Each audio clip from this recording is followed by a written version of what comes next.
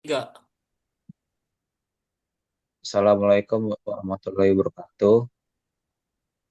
Kami dari kelompok 8 akan mempresentasikan hasil diskusi kami dengan judul Analisis Berbasis Sains Banjir di Jakarta pada bulan Agustus.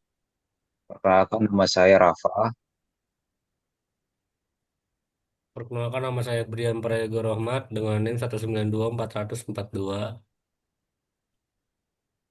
Saya Fandi Malabi dengan NIM 192409 Taruna. Perkenalkan, nama saya Ilham Surya Mandala.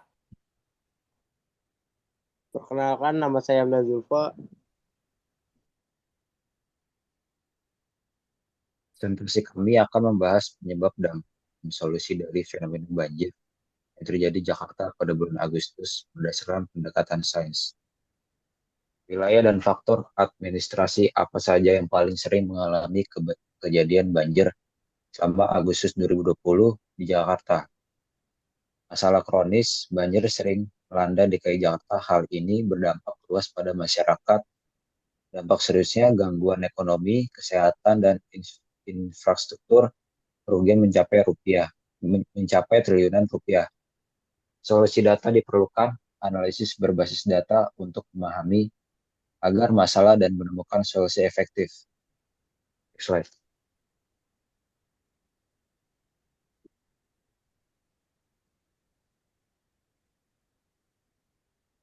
Tujuan penelitian sasaran yang ingin dicapai, mengidentifikasi area risiko, memetakan daerah rawan banjir, memberikan informasi akurat, menganalisis faktor pemicu, mengidentifikasi penyebab dominan banjir berdasarkan data empiris, membangun metode prediksi, mengembangkan model prediktif untuk intimidasi bencana.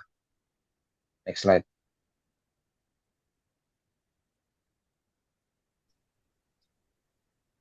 Selanjutnya ada integrated environment atau bisa kita singkat IGE dan library pemrograman.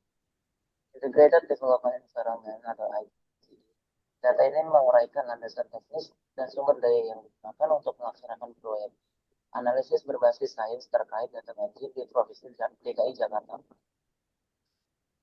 Pembahasan pembahasan mencakup lingkungan pengembangan yang digunakan, pustaka atau library, bahasa pemrograman yang menjadi alat analisis, serta deskripsi rinci mengenai sumber data yang diolah. Library bahasa pemrograman. Untuk menjalankan analisis data pada proyek ini, lingkungan pengembangan yang digunakan adalah Jupyter Notebook. Pemilihan Jupyter Notebook didasarkan pada beberapa keunggulan utamanya dalam konteks analisis data. Yang pertama ada eksekusi kode interaktif, lalu ada dokumentasi terintegrasi, dan terakhir ada dukungan luas. Proyek ini dibangun menggunakan bahasa pemrograman Python versi 3.x yang dikenal dengan sintaksnya yang ringkas dan ekosistem pustaka yang sangat kuat untuk uh, komputasi, komputasi ilmiah. Pustaka utama yang dimanfaatkan dalam proyek ini adalah Pandas, Mat, Mat, Matplotlib, dan Seaborn. Lanjut.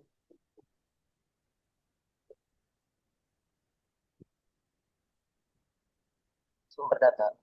Analisis dalam proyek ini berdasarkan pada data sekunder yang bersifat publik dan dapat diakses secara terbuka. Uh, Sumber data yang digunakan adalah table. Informasi sumber data yang digunakan seperti nama data, data kejadian bencana banjir di Jakarta tahun 2020 bulan Agustus .gcpcd, dan hubungannya ada linknya, dan terakhir ada jenis data sekunder. Next.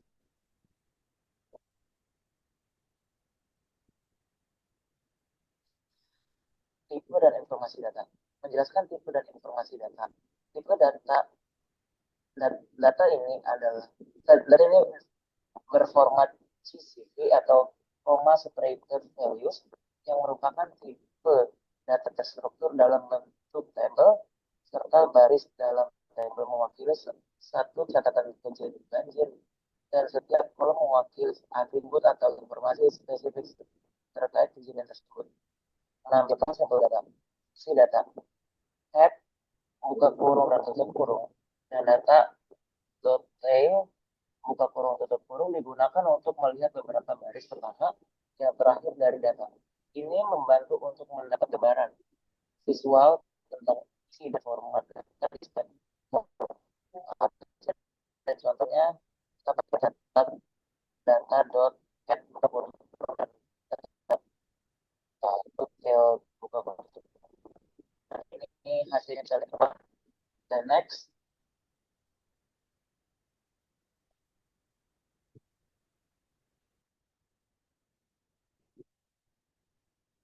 dilanjutkan oleh saya. Selanjutnya ada data preparation. Pada tahap persiapan data ini dilakukan beberapa langkah eksplorasi dan analisis awal untuk memahami karakteristik dataset sebelum melangkah ke tahap pemodelan atau analisis lebih lanjut. Lalu ada variabel kategorikal. Uh, Ini ada field-fieldnya yaitu kota administrasi, kecamatan, kelurahan, RW, tanggal kejadian, dan ketinggian air. Lalu variabel numerikalnya adalah jumlah terdampak RW, jumlah terdampak RT, jumlah terdampak kakak, jumlah terdampak jiwa, lama genangan, jumlah meninggal, jumlah hilang, jumlah luka berat, dan jumlah luka ringan.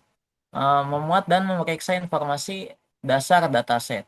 Langkah pertama adalah memuat data dari file CSV.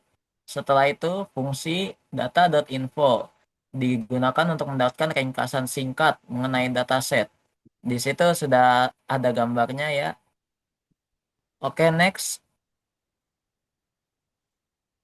Data preparation, menghitung statistik deskriptif.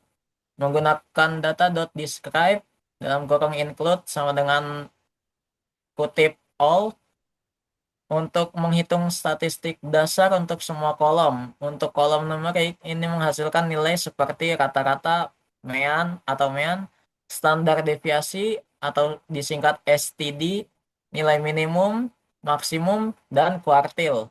Untuk kolom kategorikal atau objek ini menghasilkan jumlah nilai unik atau biasa disebut unik. Nilai yang paling sering muncul atau top dan frekuensinya atau frek. Di situ ada cara menggunakannya ya, data.describe dalam kurung tutup kurung. Oke, selanjutnya Eh, Oke, selanjutnya dari hasil sebelumnya kita terdapat hasil yang berupa diagram-diagram yang ada di gambar.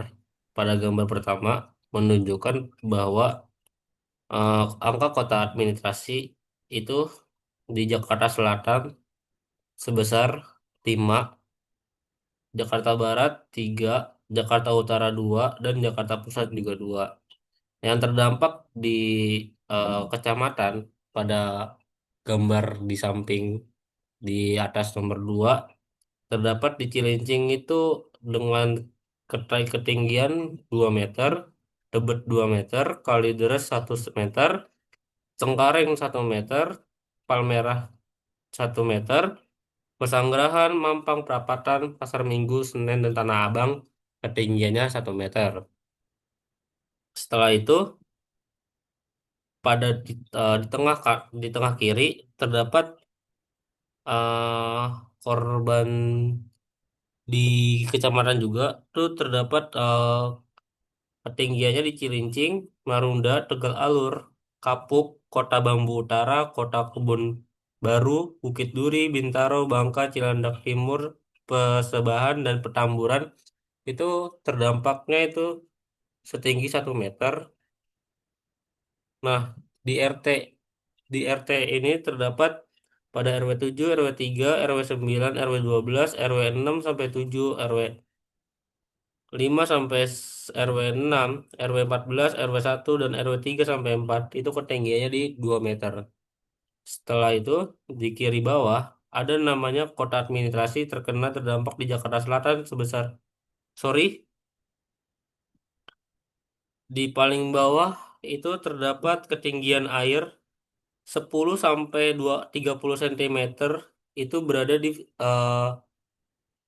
Count 2 menunjukkan bahwa eh, ketinggian 10 sampai 30 cm dan 20 cm itu mayoritas di variabel 2, sedangkan ketinggian 10, 15, 20 sampai 30, 15 sampai 3, 20, 30 sampai 80, 20 sampai 60 dan 10 sampai 15 menunjukkan account-nya 1. Dan ketinggian dan tanggal kejadian dimayoritaskan bahwa 13 Agustus banjir masih menggenangin di wilayah Jakarta. Di tanggal 18 Agustus masalah kasus sudah berkurang, yaitu senilai 2. Dan tanggal 25 Agustus angka kasus 1 itu menandakan bahwa semakin lama banjir mulai surut. Next selanjutnya adalah pada tahap ini dilakukan analisis statistik deskripsi terhadap data banjir di Provinsi DKI Jakarta. Beberapa variabel seperti curah hujan, tinggi genangan, serta luas wilayah terdampak dianalisis menggunakan ukuran tendensi sentral seperti mean, median, modus, serta ukuran dispersi seperti standar deviasi dan range. Hasil analisis ini memberikan gambaran awal mengenai distribusi data dan potensi outlier yang perlu diperhatikan dalam tahap analisis selanjutnya. Nah, pada gambar di bawah menunjukkan bahwa codingan data describe itu eh, menjelaskan bahwa hasil analisisnya. Slide selanjutnya akan dijelaskan pada teman saya. Variabel numerikal. Variabel numerikal 3. Jumlah terdampak kakak 4. Jumlah terdampak jiwa 5. Lama genangan 6. Jumlah meninggal 7. Jumlah hilang 8. Jumlah luka berat 9. Jumlah luka ringan. Pada gambar di bawah menunjukkan skala Skewness adalah 0 yang menunjukkan bahwa skala netral. Dalam data numerik di samping terdapat jumlah RW dan jumlah RT yang menunjukkan skew 3.10 dan 1.2. Itu menunjukkan bahwa skewness positif karena pergerakan cenderung ke kanan. Itu bisa dilihat gambarnya di kanan. Next.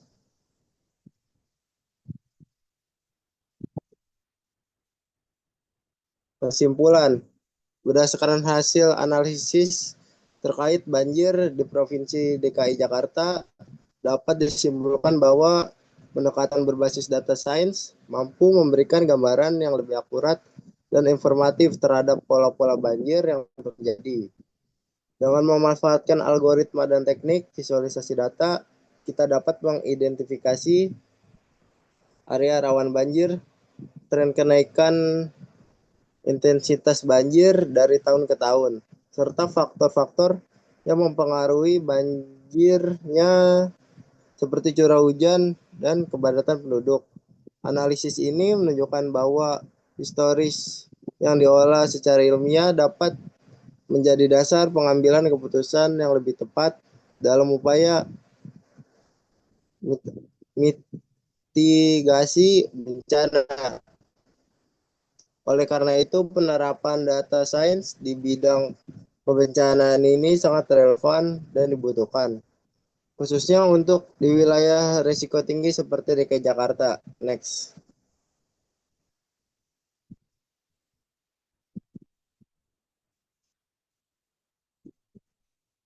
Sekian, terima kasih.